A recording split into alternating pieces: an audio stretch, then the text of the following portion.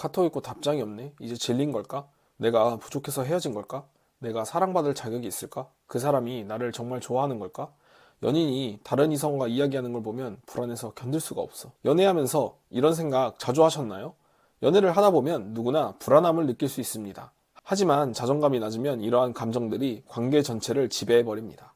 자존감이 낮은 상태에서의 연애는 단순히 불편한 것을 넘어서 정서적으로 위험한 관계가 될 수 있습니다. 오늘은 자존감이 낮은 사람의 연애가 위험한 이유에 대해 이야기해 보려고 합니다.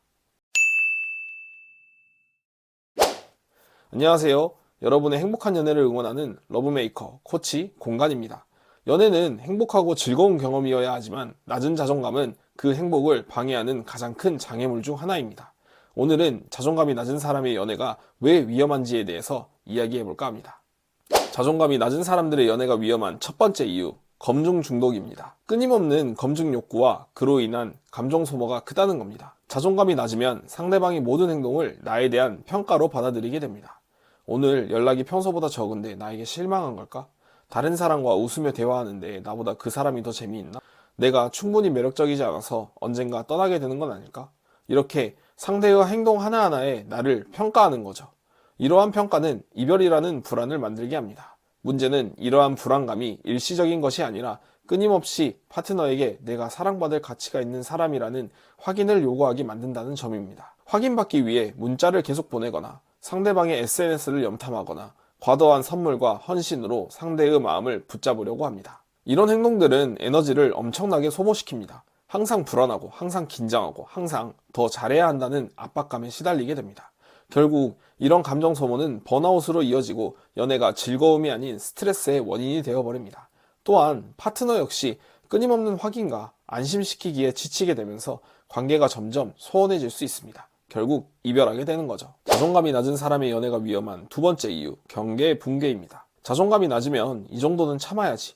나는 더 나은 대우를 받을 자격이 없어. 라는 생각에 연인의 부적절한 행동도 쉽게 용납하게 됩니다. 연인이 감정적으로 무시하거나 통제하려 하거나 심지어 언어적 폭력을 가해도 내가 부족해서 그런 거야 라고 자책하며 넘어가는 경우가 많습니다. 특히 날 떠나면 어떡하지? 라는 두려움이 강할 때 본인의 피로와 욕구를 계속해서 누르게 됩니다. 이런 상태가 지속되면 점점 더 큰 선을 넘어도 된다고 상대방은 인지하게 됩니다. 결국 심각한 정서적, 때로는 신체적 학대까지 이어질 수 있습니다. 더 위험한 것은 이런 학대적인 행위까지 사랑이라고 착각하게 될 수도 있다는 점입니다. 이 사람이 나를 이렇게 질투하는 건 나를 사랑하기 때문이야. 내가 맞는 것은 당연한 거야. 이 사람이 나를 사랑하기 때문이야. 내가 모든 것을 희생해야 이 사람이 나를 떠나지 않을 거야. 이런 왜곡된 사랑의 개념은 결국 똑같은 연애 형태를 반복하게 만듭니다. 자존감이 낮은 사람의 연애가 위험한 세 번째 이유, 자기 파괴입니다. 혼자 이별을 생각하며 관계를 파괴할 가능성이 높다라는 것입니다.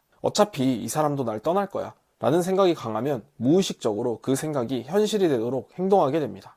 예를 들어 연인이 떠날 것이 두려워 먼저 이별을 고하거나 상대가 떠날 핑계를 주기 위해 일부러 싸움을 걸거나 연인의 사랑을 시험하기 위한 극단적인 행동을 하게 됩니다. 또는 불안감이 너무 강해 연인을 과도하게 의심하고 집착하다가 결국 연인이 질려서 떠나게 만들기도 합니다. 이런 행동들은 모두 역시 날 사랑하는 사람은 없어 라는 부정적 신념을 강화시키고 이는 다음 연애에서도 같은 패턴을 반복하게 만듭니다. 더 나아가 자존감이 낮은 상태에서는 연인의 좋은 의도도 왜곡해서 받아들이기 쉽습니다. 이 사람이 친절한 건 나를 불쌍히 여겨서야. 나를 진심으로 좋아하는 게 아니라 이용하는 것 같아. 이런 생각들이 관계의 진정성을 의심하게 만들고 깊은 유대감 형성을 방해합니다. 지금 당장 변화가 필요합니다.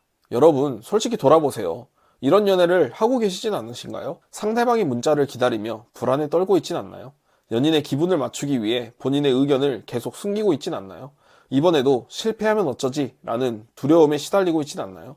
이런 연애는 단순히 힘든 시기가 아닙니다. 이는 여러분의 정신건강을 심각하게 해치고 더 나아가 미래의 모든 관계에도 영향을 미칠 수 있는 위험한 패턴입니다. 자존감이 낮은 상태에서의 연애는 마치 독약과 같습니다.